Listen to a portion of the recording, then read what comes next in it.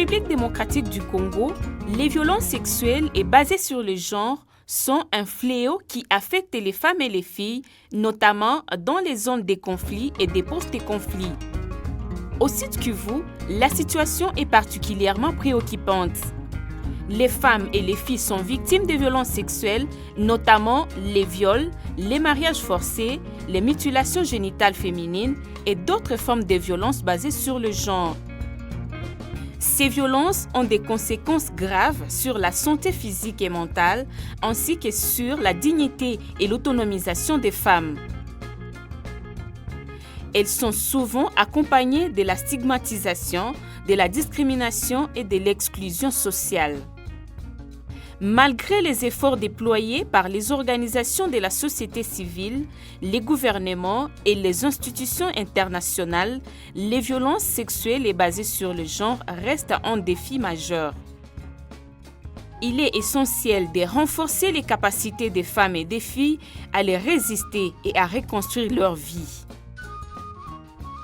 Dans ces contextes, les projets Femmes en marche, financés par le gouvernement basque à travers la Fondation Alboa et exécutés par la Fondation Pélagie Mouigirwa en consortium avec l'Association des femmes des médias AFEM, a été lancé depuis 5 ans pour améliorer la résilience et l'autonomisation économique des femmes vulnérables et victimes des violences sexuelles et basées sur le genre dans 4 villages du Sud Kivu, dont Nyangezi, Kabare, Iko et Idji, ainsi que dans la ville de Bukavu.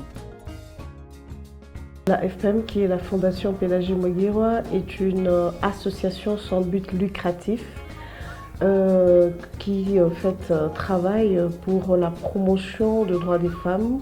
Entre autres, nous nous focalisons sur l'autonomisation de la femme et Femmes, Paix et Sécurité, l'agenda Femmes, Paix et Sécurité. Nous avons 3 piliers, le savoir, l'avoir et le pouvoir. C'est sur ces 3 piliers que nous œuvrons pour atteindre nos objectifs, mais également pour atteindre notre vision. Notre vision, c'est que les femmes, toutes les femmes, aient les mêmes droits que les hommes en République démocratique du Congo, qu'elles puissent également s'épanouir et travailler, profiter au fait de leur savoir, profiter de leurs avoirs et de profiter également du pouvoir qu'elles peuvent acquérir comme Congolaises de la République démocratique du Congo. Nous avons réussi à alphabétiser plus de 250 femmes parce qu'on ne peut pas parler de l'autonomisation économique de la femme sans que celle-ci ne sache lire, ni écrire, ni compter. Ça va être très difficile. Nous avons fait la formation sur la gestion des AGR, des activités génératrices de revenus.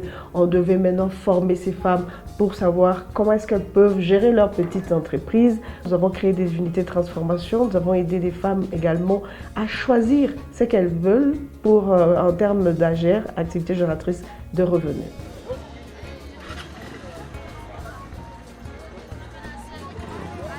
À travers différentes formations, le projet a mis en œuvre une approche intégrée combinant l'autonomisation économique, l'accès à une information de qualité et le renforcement de capacité des femmes et des filles à résister aux violences et à reconstruire leur vie.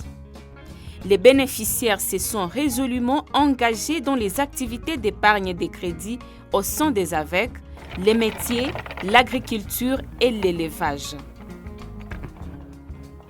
Les récentes réalisations dans les différents villages et dans la ville de Bukavu où le projet a été exécuté ont été d'une importance capitale. Elles sont aussi un message d'espoir. Pour Marie et Espérance, tout a changé après qu'elles aient été formées par la FPM. Une femme qui travaille est un atout pour sa famille. Je suis encore jeune mariée. Avec ce partage, j'aurai 300 000 francs congolais, soit l'équivalent des 100 $ américains. Quelqu'un nous propose son terrain à 350 $. Nous avons maintenant 100 $ et nous avons 50 $ à la maison, ce qui fera 150 $. J'avais tellement peur des AVEC car on nous disait que pour rembourser le crédit, beaucoup de femmes avaient vendu leur champ. Mais après le premier partage, j'ai constaté que je n'avais rien vendu avant la fin du cycle. Je me suis inscrite pour la deuxième fois et j'ai obtenu le même résultat. C'est à ce moment-là que j'ai compris que les AVEC étaient importantes pour les femmes aussi. L'épargne est de plus en plus ancrée dans la vie des femmes.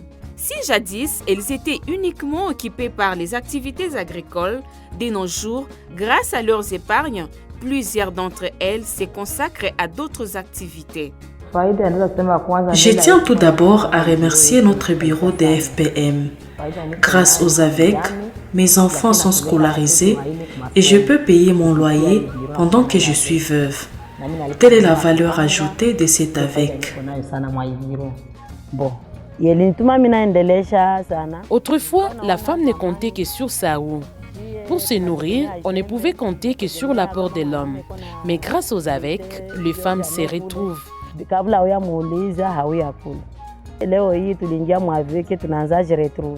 Grâce à nos ristournes, vous pouvez obtenir entre 20 000 et 30 000 francs congolais convertissables en parts sociales.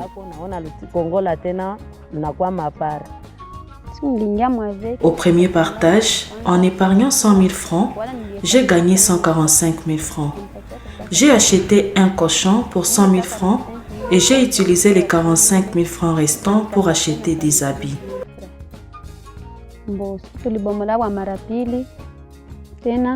Au deuxième partage, mon cochon avait déjà 2 petits. En septembre, au préparatif de mon mariage, j'ai reçu 225 000 francs. Cet argent a servi à constituer ma valise de jeune épouse. Grâce à cet AVEC, j'ai aujourd'hui 3 chèvres à un porcelet.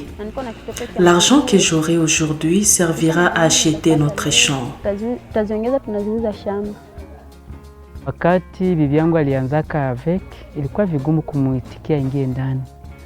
Au début, j'ai eu du mal à accepter que ma femme adhère à une AVEC.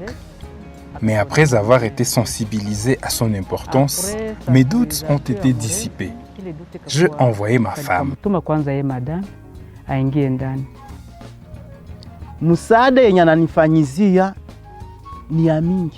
Son soutien est très important pour moi, notamment parce qu'elle prend en charge le frais de scolarité de mes enfants. Quand je reçois une invitation à un mariage, c'est ma femme qui va emprunter de l'argent pour acheter une chèvre, un casier de bière ou une poule.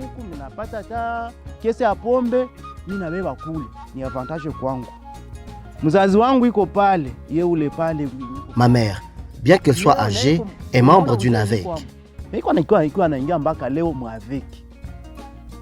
Si certains peuvent compliquer la vie de leur femme à cause de l'AVEC, personnellement, je connais son importance.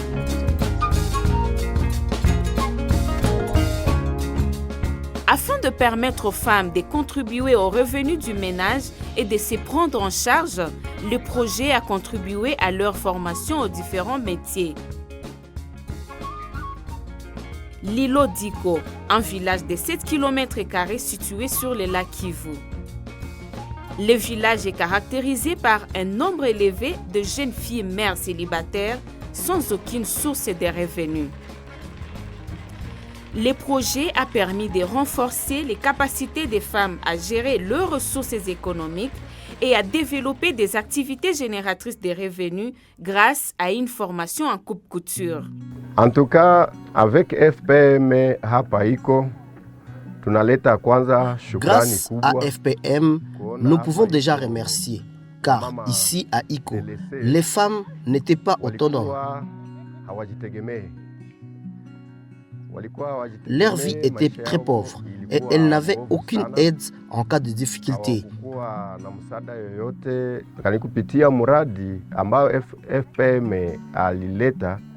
Mais grâce au projet de FPM qui leur a appris la coupe et couture, les femmes trouvent de l'aide pour améliorer leur quotidien. Wanapata cha kusaidia katika maisha yao. Romaine, 20 ans, a traversé une période très difficile de sa vie.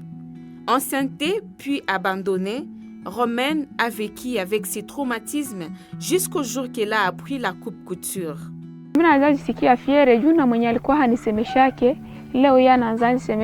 Grâce à ma machine, je me sens valorisée car les gens qui ignoraient mon existence commencent à s'intéresser à moi.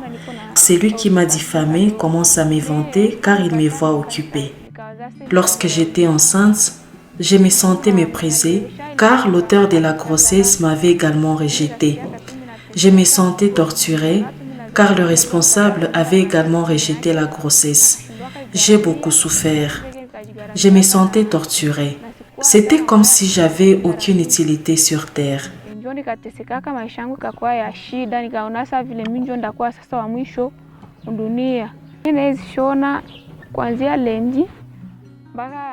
Je peux coudre des vêtements pendant toute la semaine et gagner 30 000 francs. La moitié sera économisée et l'autre moitié m'aidera à subvenir à mes besoins.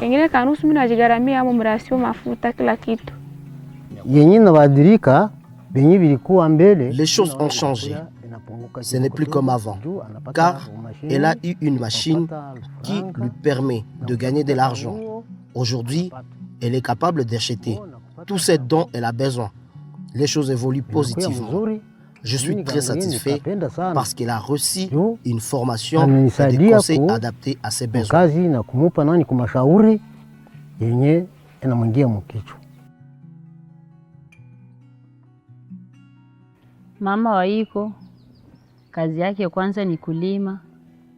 La vie des femmes à Iko est caractérisée par l'agriculture et les petits commerces, et certaines d'entre elles exercent les commerces ambulants.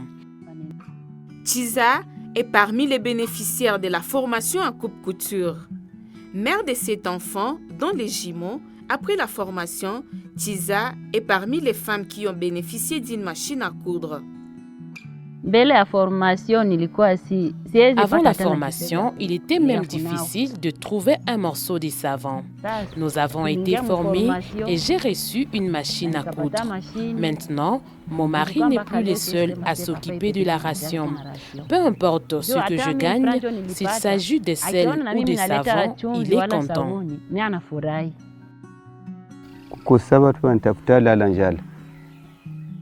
Parfois, nous n'avons pas assez de nourriture. Mais maman trouve des clients en cousant des habits. Et là, nous pouvons alors acheter de quoi manger. Le peu qu'elle peut avoir peut servir à acheter de l'huile ou du sel.